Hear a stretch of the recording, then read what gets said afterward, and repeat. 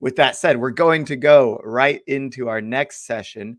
And we heard a little bit just now about how we want to reduce the cost of email marketing from a carbon creation standpoint.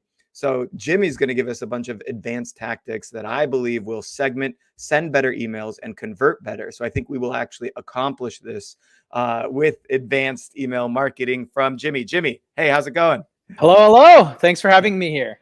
Yeah, awesome to have you. Stoked for you to be here. I have you are the king of email marketing, so I'm really looking forward to this session. We had kind of beginner tactics in the beginning of the day yesterday, and now it's time to get into the advanced kind of components of email marketing, and also show a little bit behind the scenes of how SendLane works with their customers to improve not just deliverability but conversion rate through email. With that said, I'll let you take it away, and I'll slide off into the back here. Awesome. Well, Derek, thank you for having me here today. I'm very excited to be here. Hello, everybody. I'm excited to be here to share about 3 advanced emails and marketing tactics to boost AOV. So to start off here, I wanted to kind of talk about me a little bit and just kind of tell you why it mattered and why I believe that I can give you some great information that you can apply to your business here today and right away to start making impact within your business. So my name is Jimmy Kim. I'm the CEO and co-founder of SendLane.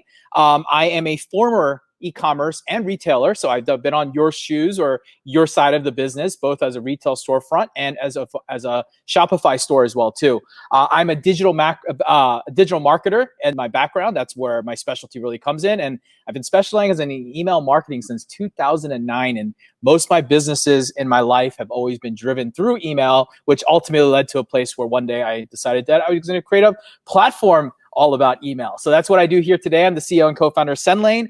We're an email and SMS marketing automation platform for e-commerce merchants. So very excited to be here. So real quick, let's just start on the topic of AOV. So if you don't know what AOV is, it's average order value, right? So when I say boosting AOV isn't a simple optimization, and I say this because what I'm about to show you is not something that you could just tweak on one little thing, but it's an overall strategy that comes into place. And I say that it's a tactic, right? And it's a tactic that's developed into an overall strategy. And all the things that I'm going to teach you here today, the examples, the things that I'll show you will all be about the tactics that you use to develop your overall strategy for your marketing as you go to market with your email side of things and how you maximize on your retention with your email marketing as well too. So today's AOV boosting agenda looks like this here today. First things first, we're going to talk about tactic number 1, which is product personalization. Then we're going to talk about behavior personalization, and then we're going to jump into ethical bribes. So those are going to be the 3 tactics we're going to dive into. From there, we're going to continue on, and we're going to talk a little bit deeper and talk about the 3 E's of a great email. Too many people, and I've realized, is when I start talking about this, everyone wants to know, well, what does an email have to have inside of it? What information should be in there and everything else? So I'm going to talk about all about those 3 E's and how you make that great email. Then I'm going to show you 7 examples using these product personalization, behaviors, and personalization, and we're going to break down those emails, talk about how they've written a great email, dissect them here together, and talk about those as well too. And last but not least, we're going to talk about subject lines as well too. So if you're ready to get started, we're going to go through this. Good news, at the end of this deck, I've got the actual link to the deck itself that you're watching here today. So don't frantically have to take screenshots of everything or write down a ton of notes. I will have that. Obviously, notes are good, but just being able to take screenshots and everything else, you don't need to fill your hard drive with it. I'll give you the slide deck so you can have that as well too. So let's go ahead and get started here and jump right into product personalization, which is tactic number 1. So when you think about product recommendations and you think about average order value, the thing you got to think about is, what are product recommendations? Why are we thinking about this, and why are we putting these recommendations out? The ultimate answer in the start is very simple. I like to think about product recommendations as things that you're really helping them achieve better happiness, success, or whatever the end result is with that. So when you're thinking about that, I think about, what do other people buy? That's one of the first questions I ask is like, you obviously have customers, they're buying different products within your store. Depending if you have a single product or multi-product or a subscription, they're also buying other things, upgrades and upsells that you might be doing. So when you think about product recommendations, the things that you need to think about is, what else do people buy? what is the most used accessory for the product? What's the most second item to purchase? And what's the product that will most likely need to continue using your product? So there's like 4 questions that I posed there. And I think what's really important when you think about product recommendations is not about what you think they should buy. It's more about what they've shown you what you should buy. And where I say is this is where data really comes into play. If you're not using data and breaking down this data, you should be, so you can understand what your customers actually want. And my guess is that most of you guys probably already have this understood at some level. And it's something that you need to make sure you do it. Now, what do you do with all this information? Because that's what you're probably asking me right now. Well, you need to start thinking about that. Like, what are those related products? How do you recommend those products, right? When you think about the difference between a product recommendation and a related product, and I made these 2 different slides on purpose because you need to understand this. A related product is different because it's a little bit more similar, but it's about how you look at your demographic. So, too many people think about a product recommendation and then they mix it with a related product. But the reality is a related product is one you believe based around what a product is to sell, and you should be thinking about that just a little bit different. So what does that all bring into one place? You've got to think about the third one, which is bundles, right? So the bundles part of this side of thoughts is very different as well too. You've already think about product recommendations, things that you're seeing as a related product, but now you got to think about bundles as well too. And you think, okay, well, why do you think about bundles separately than the other 3 or the other 2? Is because bundles are different because now you're bringing a different angle with them. Bundles are used for more like FOMO, other people who bought this also bought these things. You can package other things, you can get volume discounts, and you can sell family or similar items with them as well too. And that's when you think about product recommendations, you start breaking down all the different ways when you think about it. How do you do that? Some of the things that I always think about, and you'll see these in some of the examples here, but direct in-their-face marketing. That's number 1 and foremost when I think about anything you're recommending. I think people beat around the bush way too often when they're going out and talking to people, and you've got to be thinking about it in a much more direct manner. Secondly, you need to ask for the sale. This is not a branding exercise. One of the things I tell all our customers and people that I do consult with as well too is, when you're selling something on email, the number 1 thing people are afraid to do is to ask for the sale. And we'll talk about that a little bit later. But making sure that in these product recommendations, if it's a bundle or if it's a related product or a recommended product, you need to be thinking about this as how do you make sure that you're asking for the sale? And last but not least, make sure that you're segmenting that data. So remember, behavior, engagement. You need to make sure that you are using that data to understand how they are. If they're opening or clicking that email, you probably need to treat them a little bit different than the ones that are not opening or engaging with your email because they're a little bit different in the thought process. They haven't even opened the email because you're not exciting them to open that email. I'll talk about how to get that going as well too, especially in the examples as well too. The next one that you can jump into is behavior personalization. When you're thinking about boosting AOV, taking their behavior and their information and being able to make their decisions for them and put them in front of them with the right message and the right time is kind of part of one of the most important parts of how you get AOV to truly get boosted within your company. So when you think about it, there's a couple different ways. First things first is very simple. It's timing. Timing cycle is one of my best behavior tactics because everybody has some type of repeat buying pattern. And again, you can take your data, you can look at what your second purchase was, you can look at a subscription of a timing or date of relevance of things. So it could be Christmas, it could be a holiday, it could be the fact that your product after 6 months or 4 months or 2 months needs to be re-upped or you need to do a refill or package, whatever that might be. If you can think about your audience based around your timing cycles of the repeat buying purchase habit, you can actually build out an entire flow built around taking that timing and being able to drive a meaningful output on the other side. So here you got an example about the next shipment is due. That's one idea. The second thing is taking behavior of their actual engagement and website activity. So I'm sure you're using a tool that tracks your website activity at this time, and you need to start looking at that engagement activity. When I say about engagement activity, it's not just the fact that they've opened or clicked on your email, but what is that click? Where did they actually go? Where did they browse afterwards? What was the last page they visited? What was all the information? What did they look at? Did they come back to that site a couple times? All that information that you're collecting and you're using within your ESP or your marketing automation tool today, you got to be thinking about how to build these behavioral driven patterns and build segmentations around that. So being able to kind of drive them through behavior. And again, abandoned cart or browse abandonment is a very classic example of a great behavior based AOV boosting tactic. And then, of course, the last one is scarcity and urgency. I mean, I think one of the things that people forget about is that people still need the reason of why. And when you think about a why, there's a million reasons of why, but there's one driver of it that really always ends up helping conversion rates, ends up boosting it. And doesn't always have to be false. It doesn't have to be false at any level. You just need to come up with an idea and figuring out the end. Now, obviously, if you're always doing a sale, you're always a 20% off, guys.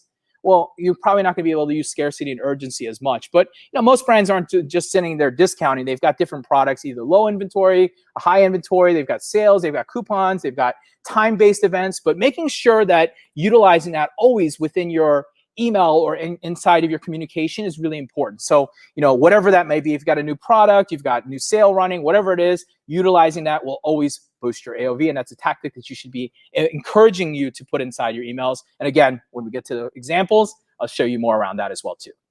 So how do you go ahead and boost your AOV through this? So first of all, you got to leverage segmentation. We talked about it many times around that behavior side. Use segmentation within your tool to deliver and use your store data and engagement and behavior to be able to drive that meaningful segment. Analytics, I think something that people forget is that your analytics don't stop with your email or your store data. It also comes with your website, your social media, and looking all around. So, one of the cool tricks that I tell people is if you've got like a Facebook page or an Instagram page, which everybody has at some level, if you go look at the deep analytics behind there, you can actually see when your customers are most engaged with your brand on social media at that time. And guess what? Most likely, that's going to correlate very much directly with your with your Google Analytics, and that should tell you exactly when your customers are visiting your store and engaging. A lot of times, we do this exercise with clients, and what we find is that people will think that they need to send emails at 8 a.m. in the morning because they think that that's when people are engaging with them, but they end up finding out most of their purchases are happening at 6 p.m. at night. So, what time should you be sending that email? Probably a lot closer to 6 p.m. So, looking at that data and analytics is very important when you're thinking about this as well too. Then you want to leverage your store inventory. And I think I cut off a little bit, but basically take your inventory and leverage opportunities to drive business around it. I can't stress that enough. As a former e-commerce and retailer, I think the biggest thing that we struggle with, it's easy to sell the hot item. It's easy to excite people with the brand new item, but it's the best thing to do when you can take old inventory or inventory that you're struggling to sell, that you've been able to find a pocket of opportunity. So let me give you an example. If I had a green pen that I wanted to sell a lot of, and I had a lot of inventory of it, but I wasn't able to sell it, maybe I need to put a discount on there. Maybe I need to put a bundle together that includes the green pen with other pen colors. Or maybe I need to take that idea of taking their behavior and say, well, I want people who've looked at a green pen in the last 30 days, who've added that to the cart, but did not make a purchase, and drive them a very particular sale. Leverage that store data, because your inventory is your lifeblood as an e-commerce company. And when you're thinking about what you're selling, it's not always about the newest and hottest, but it's about taking the inventory and making it best for you. So you need to drive that end result, and you need to be using different things that you can do, like this tactic that we're talking about today. And then last but not least, be indirect and direct. I think there's a variable there. I think we suggest a lot more. I think a lot of people only go one way or the other, where they're either suggesting a variety or they're going hard hitting on one offer. I think you've got to find a great mix. And I think AOV comes with behavior and understanding that not everybody is always out there to find one product. They may just be browsing because they like your mission. They might like what you guys are standing for, or whatever that reason is behind a company. We like to think that you need to be able to mix the messaging that you're providing to those customers as well too.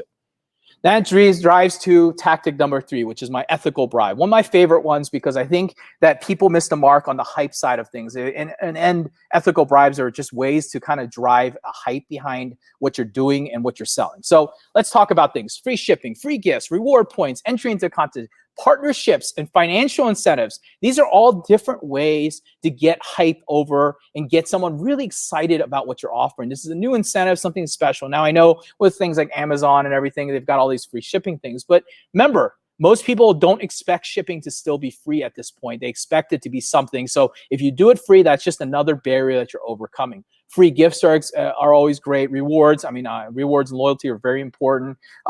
Entry into a contest, partnerships. These are all different ways that you can incentivize people with some type of ethical bribe.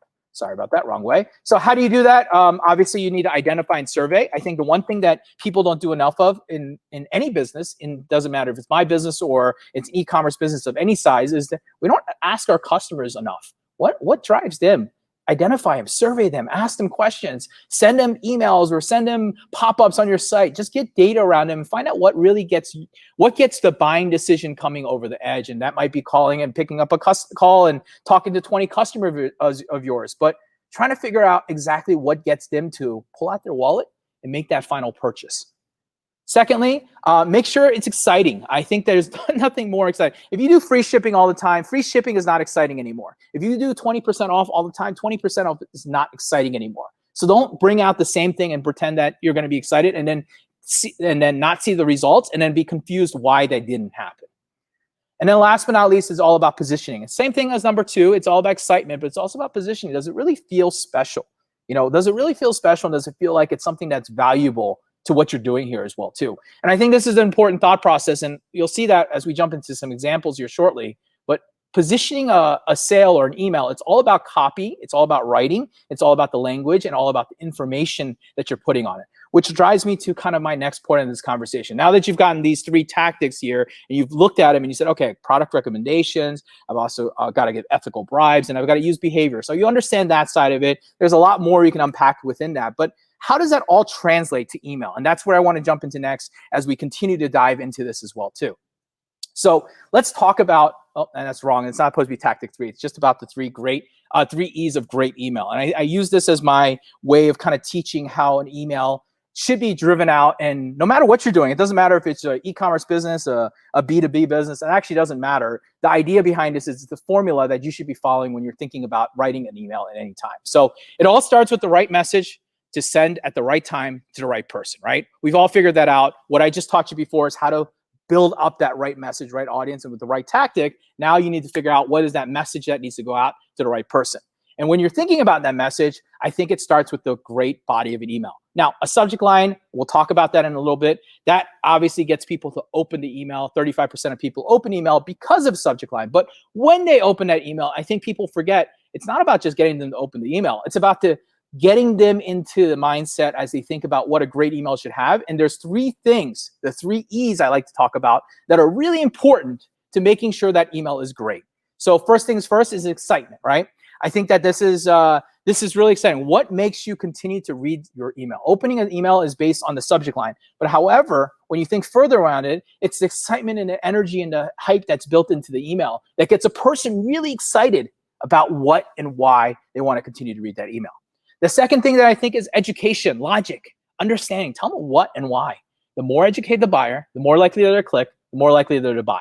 And the thing that people do really bad about is they might excite them about this free shipping or 50%. Then they post a bunch of pictures of a bunch of random things on the email, and then they blast it out and they wonder why it didn't work out so well, or why the products weren't focused so well, or maybe why they only sold a certain product. Well, it's because you didn't educate and tell them what and why. They want to be told. People want to be told what it is that you're selling and why they should click on it and why they should buy it.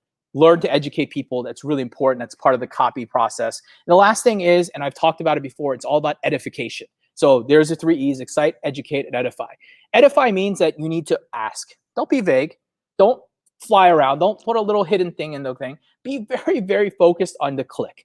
Ultimately, with the way the world is changing with iOS 15 coming out and everything else happening right now in the world, your end result is all about the click. And I don't think all clicks are treated equal, because if you have an email, and we're going to talk about this in just a second as we dive into some examples, but when you jump into an email and if you end up seeing an email that doesn't have a focus point, a click-through rate, and your click-through rates are all over the place, meaning like they're clicking on all sorts of different things, what you're realizing is your email itself has a bigger problem, because you're not giving them the focused direction that they're looking to have when they're thinking about their email as well too. So that's the body of a great email. Let's look at that and say, okay, well now how do we take that great email and how do we flip it around and look at some examples that might be teaching that? And that's what I want to jump into next, and we'll jump into that. So let's jump into 7 great examples. And I say these 7 great examples are designed to show you some of the tactics and how brands are deploying them out there. So let's jump into number 1, product personalization, selling 2 products in one. Now, what you see on the right side there with all the lines is me pointing out all the different things. Let's dive into it and let's reapply the 3 E's that I just taught you into an email here together. So this is from Bloom. They were selling, it looks like, a brand new partnership. So they were product personalizing it. I'm assuming that if I received this email that I was someone who's either purchased this product that they're selling, this Meltdown product that they have, and I may be interested in this Stargirl side. So the excitement is there. Meltdown and Stargirl, consider them the ultimate acne fighting duo. Excitement. That's exciting. Okay, why? Education. After applying meltdown to blemish areas of spray the Star Girl for seriously nourishing effect. Combo can work together to keep the skin clear as can be. That's my education. And then edification is right on the bottom. It says shop both and buy, save, right? Not shop both and buy, but shop both and save. It's told me I can look at both and I can save money. And I don't know how much it is, but it's gotten me curious enough to open that email or click on that email, right? So that's a great example of a product personalization. The next one here, product personalization, upsell as an accessory. I love this one because this was from Beard Brand and they had excitement on the top, which is Jeff has his eyes on his reward. What reward? That's the first thing you probably thought when you read that, right? And there's a guy with the fireworks that are kind of sitting there. It just gets you thinking about it. Then they go into education and say, don't forget about your well-deserved tree, ranger, beard softener. Don't forget about your well-deserved. If you think about that, what they just basically said is you made a purchase, but hey, don't forget. So they're talking to a person at the right cycle and the right time. We can hang on to it for another 48 hours. There's your urgency and scarcity. After that, Jeff or another beardman might take the limited supply. See the urgency that's coming out in there? And then they give you a specific code and say, use your code and shop it right below, right? So you're edifying people to make that purchase. Again, another great email when you're thinking about a way to product personalize in a message. The third one is behavior personalization, right? A subscription order is coming up. It's time to take a look at it. Now, this email, if you think about it and look at everything that's coming here, when you're looking at this, it's very simple. Your next box is about to come. It's education, straight out the back. And then it's all about excitement. Well, before you get your order in, because you're obviously waiting for that next order because you got this email, let's toss more in there. And this is how you get the people to edify and shop. This is a way of using it. These products are obviously a data-driven decision around what people are most likely buying on addition or adding to them after a certain amount. So, at the high level, if you did this at the simplicity level, it would be just sending an email out on each and every subscription and showing them a set of different products that people buy. At the best level is you segment your audience and you're always being mindful around subscription dates and giving the newest and latest products based around the data that you have. Now, you can use things like dynamic segmentation or dynamic product insertion on these things, but a lot of times I find that those tools don't really truly give you the right information because you need to step back and look at the data in order to make these decisions. But another great email on behavior personalization. That's example number 3. Example number 4 is behavior personalization. So I broke this one down a little bit more because I thought it was interesting. Demographics was men, obviously, general like similar styles. Solution offer bundle. So this is a way of taking bundle and making it a really exciting way of getting someone in there, right? Now, there's a lot of things here. Excitement, BYOB, build your own bundle and save, build a custom bundle of 3 or mix and matched items to save your purchase, right? So you're giving them all a bunch of education. Here's a bunch of images. Here's a bunch of ways. And what you'll see on this one, what I thought was really good is they used images really well to make sure that they're driving your eyes. So first I went to the drop cut bundle and then I went to drop cut LS bundle. My assumption here is when I got this email, I bought one drop cut bundle, drop cut shirt already. And now they're selling me the bundle, both in short sleeve and long sleeve, right? They're showing me the products that I already like, that I'm already buying, that I most likely have, and knowing their demographic. Let's say men generally like similar styles and different colors. I own a men's streetwear company. I know that for a fact. People like to buy, they like one shirt, they like 10 of them, right? They know their demographic. So they know that if I bought one shirt, there's a great chance that I might buy 2, 3 in a bundle, or maybe I'd be interested in the long sleeve version. That's what they're doing here. A great example of product behavior personalization as well too. Moving on from there, let's go to example number 5. This one's in Feather. I thought this was great because it uses urgency and timing, but in so many different ways. And let's unpack that real quick, right? Excitement, very simple. Don't miss $300 off your first month of furniture. That's pretty simple. That's a lot of money off. That's exciting. It ends. Notice even the coupon code they used was July 20th. So they've preempted in my mind that it's only going to work for July of 2020. Anytime after that, I may not be able to use it. Then I use education down here. Transfer your space into summer getaway. Get all the comforts of home delivered to your home. Take $300 and get your dining rooms, yada, yada, yada. And basically they're telling you about it. And then they put the little small print that says 77 on the bottom and it says explore furniture. The only difference I think I would have taken here is I probably would have used a product or an image that was a little bit more dynamic or to a segment that they'd be speaking on. But overall, it does a great job taking urgency and timing and making sure that it's very well in front of your face. So from that little thing of July 20, putting that into your head right away, even before you think about it. If I read this thing and saw you use code July 20th by midnight tonight, that alone would tell me that, oh, I better act now because this is a July only sale. So you got to make sure that you're really getting that message clearly across. Going to example number 6, the ethical bribe, one of my favorites. I call this one the overload of value. Bombas made a great email here that overloads value. And let's talk about this and let's go through it. First things first, excitement. Get 20% off your first order. Use this code. That's excitement, straight to the point, direct. Then they added it with first free shipping and returns on any orders over $50 or more. So now they've added a second layer of discount there. And then they added bundles on the bottom. So because they don't know what you're going to buy, they probably picked their top 2 bundles, which are men's cushion no-show and women's cushion no-show. See the simplicity there?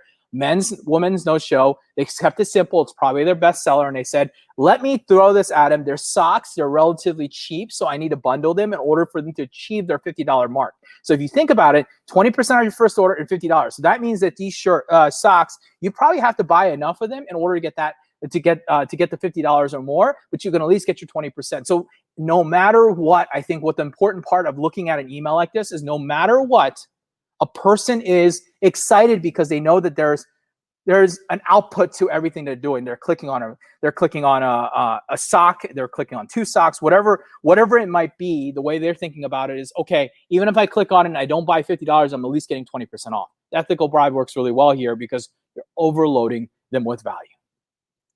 Last but not least, number 7 is the ethical bribe, and it's the immediate first order gift. So what happens afterwards? And I love this email from Thrive because they're going right after that first order and trying to get you to get to that repeat order.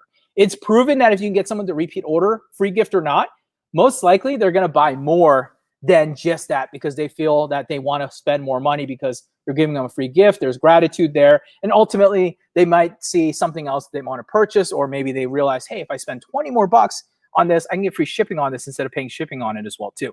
So whatever that may be, that's important as well. So on this email example, we have the excitement. The excitement is very simple. Choose your free gift. It doesn't get more exciting than that. Just for you, scroll up and pick one of these best sellers up to $24 in value, and they edify you with it. Pick one of these 4, right? Look at this combo over here, and then they educate you.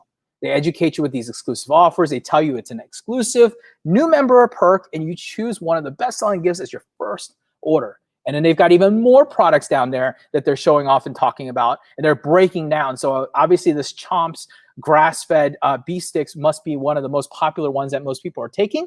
So they made sure they made that the star, showed off the value at $24 and said, why don't you get this one? It's completely free. And it says, pick this gift. And I love that because it's like very direct to the person, and they're telling them exactly what they should be picking and exactly what they should be doing when they're thinking about it. So that's example number 7, a great email that you can look at. And, again, you'll get these slides in your deck at the end of this call. So you can look at that and download that as well when you're thinking about it. So the next thing I say is don't forget the subject line. I know we haven't talked about it, but I avoided it on purpose when we went through this deck on purpose because I wanted to really talk about what goes inside of that email because I believe that people fall more into what goes inside of the email. But the lesson that you learn here is that you learn those that in order to use a great email, you've got the 3 E's that you want to include in there. Well, the subject line is what drives 33% of your open rate. So if you get 20% of opens, 33% of that 20%, so about 6.6% of those people open because they saw a subject line that was really, really awesome. And so what should go in a subject line? Well, sell the sizzle and not the steak. I love this line because too many people think that getting in front of the people and telling them too much or telling them too little is the way you get people to open the email. Unfortunately, the problem, in my opinion, is that opening an email is not intent. Opening an email is just you getting them to open an email. It could be trickery because you gave them a vague subject line. It could be curiosity, whatever that reason is. But ultimately, the goal is to sell that steak, sizzle, not the steak. And the best way I explain it for those, go to a restaurant, for example. You go to a Mexican restaurant. I like to use this story. Go to a Mexican restaurant and you want the fajitas, right? Whatever the fajitas are. What's cool about this is, think about this. When you know about fajitas in a restaurant, and if you've ever been to one that has it, like a Mexican restaurant that has it, they come out. You hear the sizzle. You hear them coming out. You smell it. But you don't actually see it until it arrives to your plate. But if you saw it go to someone else, you get excited about it because you got excited, even if it wasn't the food that you ordered. But because of the way that it's presented, they do a great job of selling the sizzle. That's what you're buying. You're not buying the food. The food's probably really good too, but the sizzle is what made you enticed in. You might have been looking at the menu, you heard it, and you made that excitement. So now let's translate that to email as you're thinking about this. First things first, I'm going to bring it all back, those 3 E's. First of all, the first E, strong attention grabbing emails, right? You've got to excite them and whatever. I'm going to show you some examples here in a second, but you got to excite them with something. Then you got to educate them. In that short little time, you've got to educate them what is in the email and why do they need it. I can't stress this enough. I know that there's tactics around just getting people to open the email. That's great. But unfortunately, unless they click and they make the purchase, in my opinion, it doesn't end up being a useful email and you're not going to be able to track it. So you want to make sure that you can educate them in that subject line as well too.